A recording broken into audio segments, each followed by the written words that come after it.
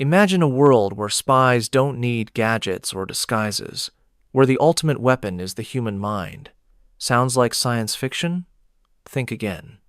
This is the story of Project Stargate, the CIA's real-life psychic spy program. During the height of the Cold War, the U.S. government poured millions into experiments that tested the boundaries of human perception. Remote viewing, the ability to see distant places, events, or secrets with just your thoughts. Was it a breakthrough in espionage or a costly delusion? Today, we're diving deep into the declassified files to uncover the truth. Buckle up, because this tale is as bizarre as it is fascinating.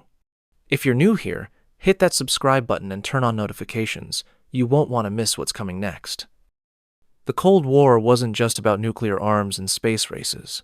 It was a battle of ideologies, technologies, and, believe it or not, the supernatural. In the 60s and 70s, rumors swirled in intelligence circles about Soviet experiments in parapsychology, mind control, telekinesis, and psychic espionage. Books like Psychic Discoveries Behind the Iron Curtain by Sheila Ostrander and Lynn Schroeder fueled the fire, claiming the Soviets were harnessing ESP for military advantage. U.S. officials estimated the USSR was spending the equivalent of 60 million rubles annually on psychotronic research. Fearful of falling behind, the CIA decided to fight fire with, well, psychic fire. It all started in 1970 when the CIA launched a program code-named SCAN-8, short for Scan by Coordinate. The goal? To explore if psychics could view remote targets using nothing but latitude and longitude. This wasn't some fringe hobby. It was serious business, funded by taxpayer dollars and shrouded in secrecy.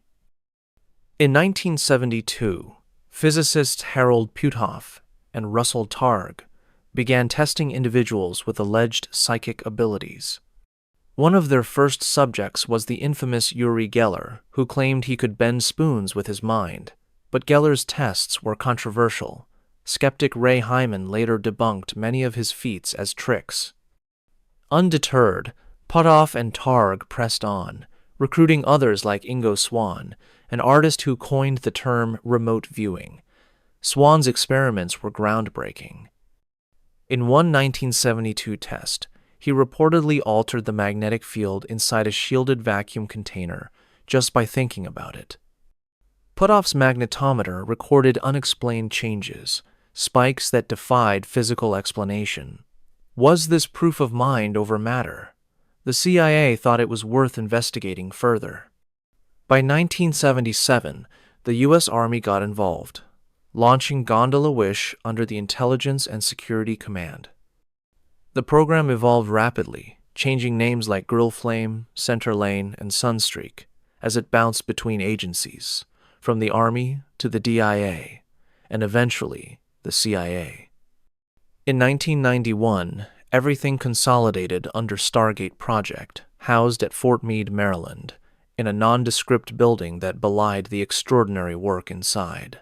The unit was small, 15 to 20 personnel, including military officers and civilian psychics.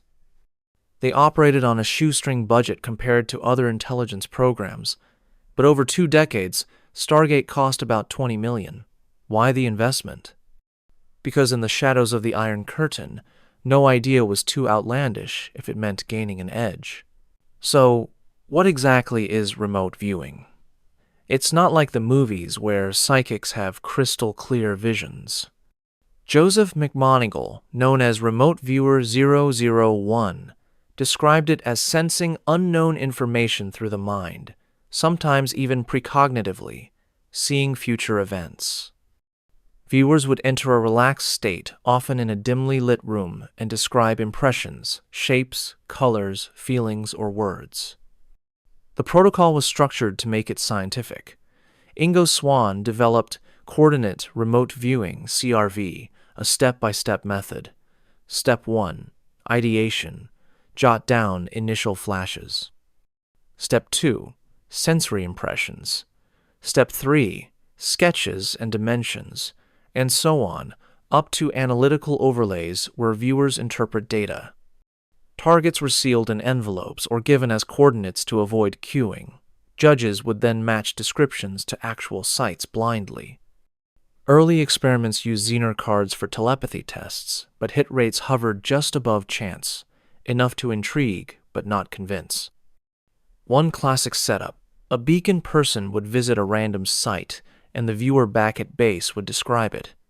In 1974, Pat Price, a former police officer, viewed a Palo Alto swimming pool complex with astonishing accuracy: a 110-foot circular pool and a concrete block house. He even noted water tanks that weren't there, but historical photos later showed they had been removed years earlier. Was Price seeing the past? Tools varied: maps, photos, even tarot cards for some viewers. Sessions could last hours, with monitors guiding without leading. But critics like David Marks pointed out flaws: potential sensory leakage, lack of controls, and subjective judging.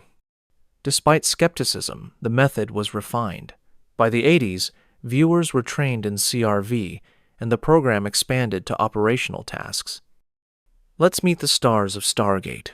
Harold Puthoff and Russell Targ were the scientific brains, blending physics with parapsychology. Puthoff, a Scientologist, believed in the power of the mind, influenced by his training. Ingo Swann was the pioneer. Besides the magnetometer test, he viewed Jupiter before NASA's Pioneer 10, describing rings that were later confirmed. But his briefings on aliens led to his exclusion. The program wanted spies, not sci-fi. Pat Price was a standout. In 1974, he sketched a Soviet facility at Semipalatinsk, describing a gantry crane and gas cylinders that matched satellite photos. Tragically, Price died in 1975 under mysterious circumstances, heart attack, but rumors of poisoning lingered. Joseph McMoneagle, a Vietnam vet, became the program's top viewer. In 1979, he precognitively described a massive Soviet submarine under construction. Details like its size and double hull were spot on when it launched months later. McMoneagle claimed his abilities stemmed from a near-death experience. Other notables: Rosemary Smith located a downed Soviet plane in 1976. David Morehouse participated in hundreds of missions, from finding lost jets to tracking double agents. Ed Dames, a trainer, pushed boundaries into UFOs and Atlantis, which raised eyebrows. Military brass like Major General Albert Stubblebine championed the program, even requiring spoon-bending lessons. But successors like Harry Soyster were skeptical, pulling Army funding. On the skeptic side, Ray Hyman debunked Geller and critiqued the entire program. These figures made Stargate a mix of innovation and controversy. Stargate wasn't all lab work. It had real-world applications. In 1976, Rosemary Smith viewed a crashed Soviet Tu-95 bomber in Africa, providing coordinates that helped recovery teams. In 1979, viewers described a new Soviet Typhoon-class submarine, the largest ever built, before its official reveal. During the 1991 Gulf War, Stargate assisted in locating Scud missiles. In 1994, they searched for plutonium in North Korea. One chilling op. In 1989, a viewer precognitively saw a Libyan ship arriving with chemicals, confirmed later. Another located a hostage in Lebanon in 1988. Lab experiments included face recognition studies in 1990, where subjects identified random faces beyond chance. But not all were successes. Many sessions produced vague or wrong data. A building with people could mean anything. The 1987 Livermore lab test showed 77 to 78% accuracy using fuzzy set analysis. Yet, critics argued hits were cherry-picked. Precognition added intrigue. Viewing future events challenged causality. Implications for free will were profound, echoing ancient yogic texts. By the mid-90s, doubts mounted. The 1995 American Institutes for Research Review, commissioned by the CIA, was damning. Statistician Jessica Utz found statistical significance in lab results, suggesting psychic functioning. But Ray Hyman countered that effects could be errors or chance with no replication. The report concluded no actionable intelligence from remote viewing, results too ambiguous for ops. Conflicts of interest, like Edwin May judging his own work, were flagged. Security issues, uncleared psychics in sensitive areas, the giggle factor, fear of ridicule, limited military buy-in. In July 1995, the CIA declassified parts, ending the program. Full records hit the Crest archive in 2017. These documents, now publicly available, offer a treasure trove for researchers, historians, and enthusiasts alike. Thousands of pages detail session transcripts, internal memos, funding reports, and evaluations that paint a more nuanced picture of Stargate's operations. For instance, sketches from remote viewing sessions, protocol manuals, and even budget breakdowns reveal how the program balanced scientific rigor with operational desperation. Previously, only snippets were available, but now over 90,000 pages are digitized, covering everything from initial SRI experiments to final DIA assessments. These documents expose the program's inner workings, how viewers were selected, trained, and tasked, the evolution of methodologies like extended remote viewing, ERV, and even failed attempts at psychokinesis, such as influencing random number generators or bending metal. One fascinating revelation is the emphasis on anomalous cognition, AC, the official term for remote viewing. Memos discuss hit rates in lab tests, where viewers describe targets with statistical significance above chance, around 15 to 20% better in some series. For example, a 1984 report details a session where a viewer sketched a Soviet R&D facility, including underground bunkers and equipment that matched later reconnaissance photos. But the docs also show frustrations, vague descriptions like tall structure near water that could apply to countless sites, leading to analytical overlay errors where viewers' imaginations filled gaps. Internal debates rage in these files. Some officers pushed for more funding, citing Cold War urgency, while others warned of pseudoscience risks.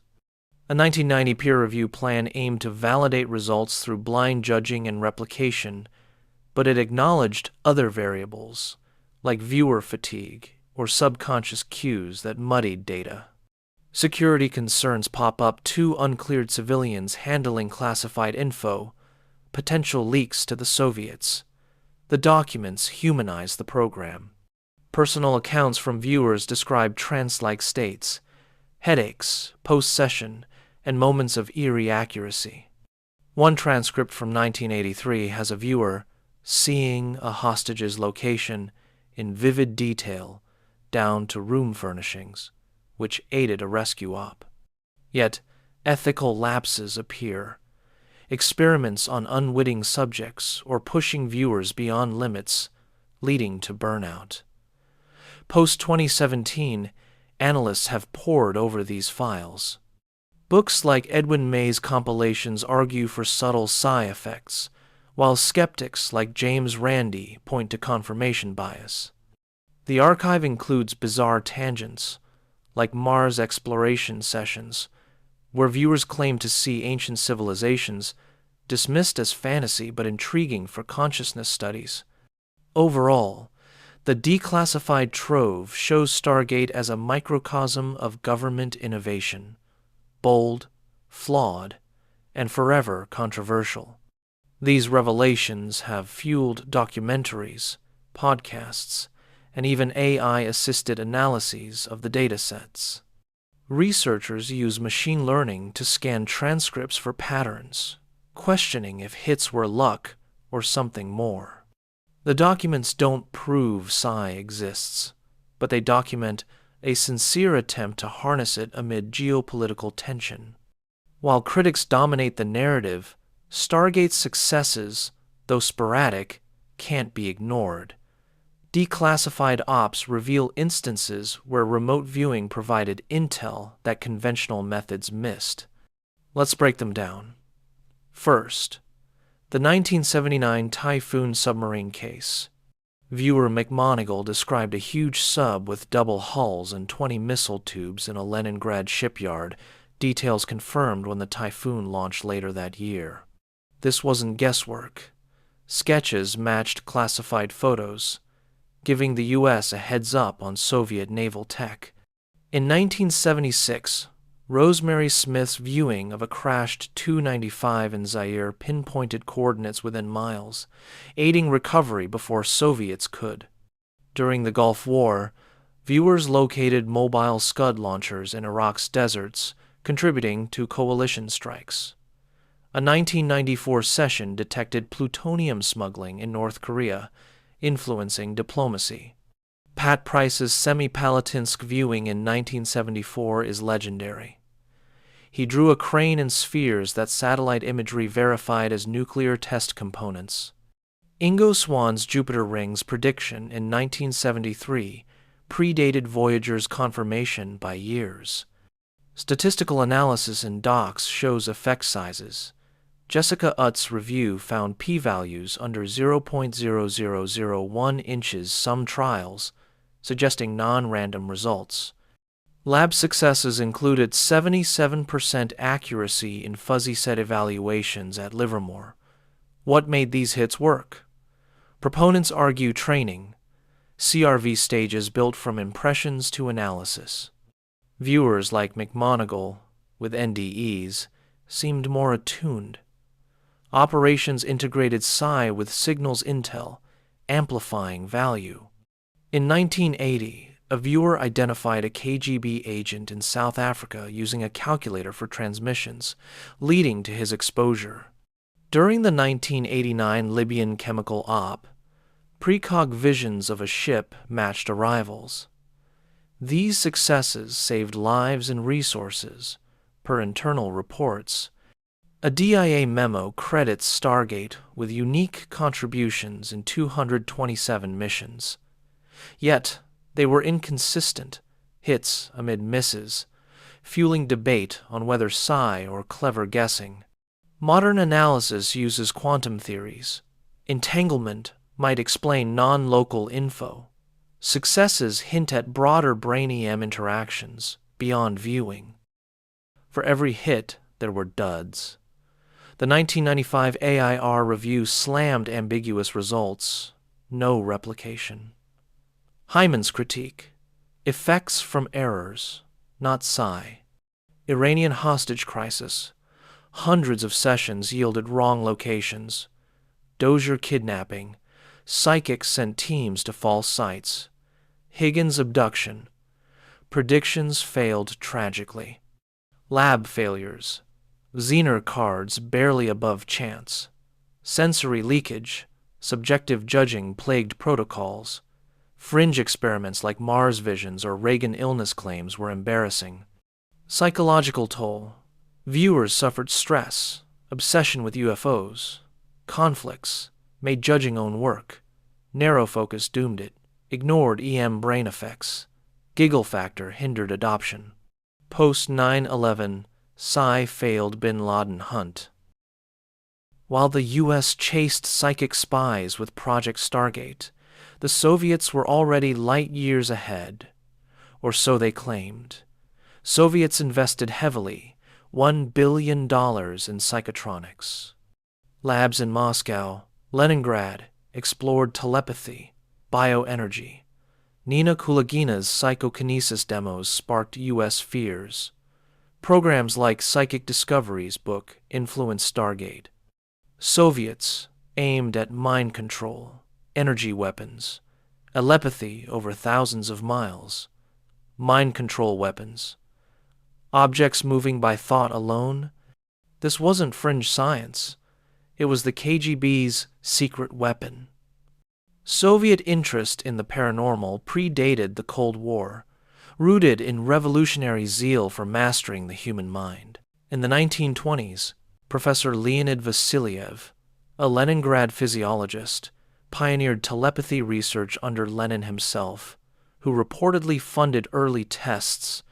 Vasilyev's book Experiments in Mental Suggestion detailed hypnosis and suggestion over distances, claiming he could induce sleep or actions in subjects miles away.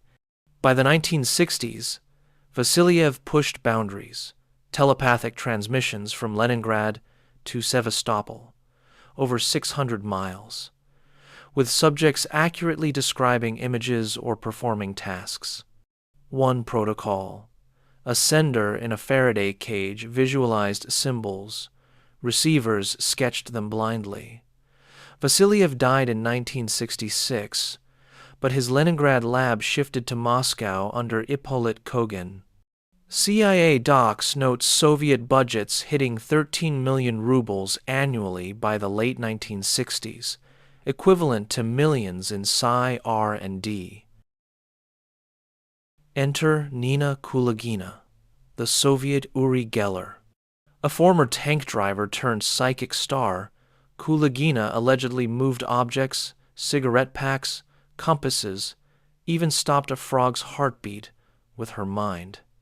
In controlled labs, under ECG monitoring, she'd strain, heart rate spiking to 240 BPM as matches ignited or balls levitated.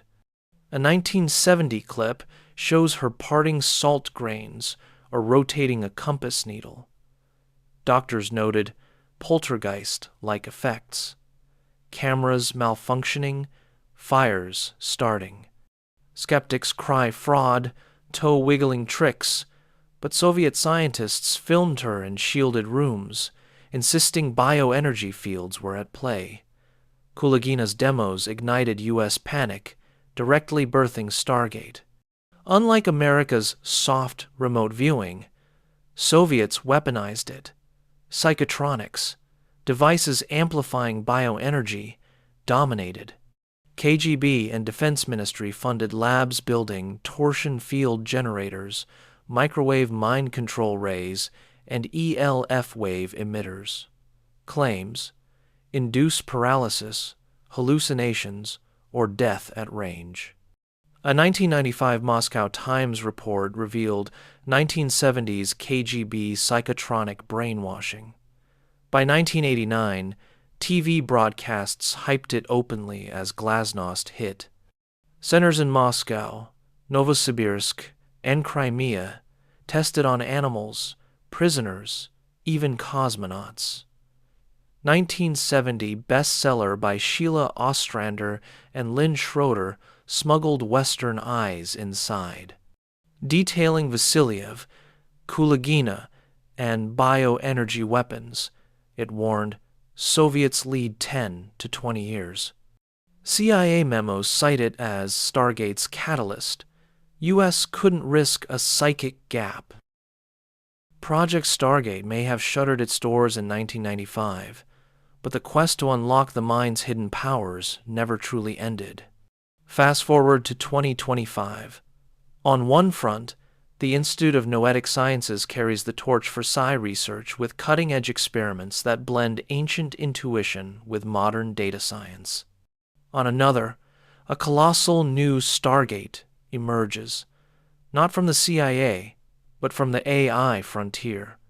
This 500 billion behemoth, announced amid White House fanfare, chases artificial general intelligence, AGI, through a network of power-hungry data centers. Institutes of Noetic Sciences' psi portfolio is as diverse as it is ambitious. At its core, investigations into psychic phenomena like telepathy, precognition, psychokinesis, and remote viewing the very tools Stargate wielded. Their Sci-Encyclopedia, an ever-expanding digital archive, catalogs over 800 entries on everything from mediumship to distant healing, drawing on declassified Stargate files for historical context. From the smoke-filled war rooms of the 1970s to the humming server farms of 2025, Project Stargate was never just a program. It was a mirror. A mirror held up to humanity's oldest question: what are we capable of when we dare to look beyond the visible? $20 million, 23 years, thousands of sessions, hundreds of sketches, a handful of hits that still make intelligence veterans pause, and one inescapable truth: we still don't know. Was Stargate a 20 million delusion fueled by Cold War paranoia? Or the first clumsy step toward a science of consciousness we're only now beginning to grasp? The declassified files don't give us certainty, they give us coordinates. Coordinates to a frontier where psi meets quantum entanglement, where precognition brushes against retrocausality, where the human mind and the machine mind are both racing toward the same horizon. A future we can't yet see, but might already know. Today, the Institute of Noetic Sciences is training the next generation of viewers, not with coordinates and envelopes, but with apps, EEGs, and open-source data. They're not looking for Soviet subs. They're looking for you. The part of you that sometimes knows the phone will ring before it does, that dreams the headline before it prints, that feels a loved one's pain across oceans. The Cold War is over. The psychic arms race never was. If this journey blew your mind, smash that like button, subscribe, and ring the bell. We're diving deeper into American secret files and classified truths. Drop your wildest Stargate theory in the comments. Was it real? Is it still running? Or are we the viewers now? Share this with the skeptic in your life. Thanks for watching.